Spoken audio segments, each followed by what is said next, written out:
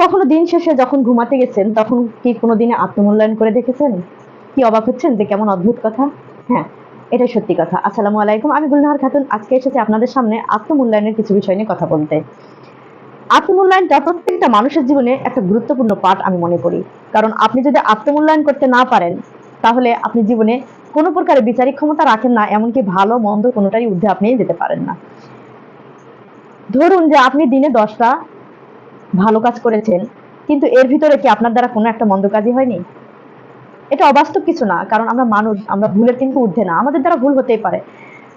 আর একটা বিষয় যে আমরা যখন দিন শেষে রাতে ধরুন যে আমরা ঘুমাতে গেলাম, তখন কিন্তু আমাদের উচিত, প্রত্যেকটা মানুষেরই উচিত সারা দিনের টোটাল কার্যক্রমটাকে একটা রিভিউ সামারি আকারে মনের ভিতরে উপস্থাপন করা।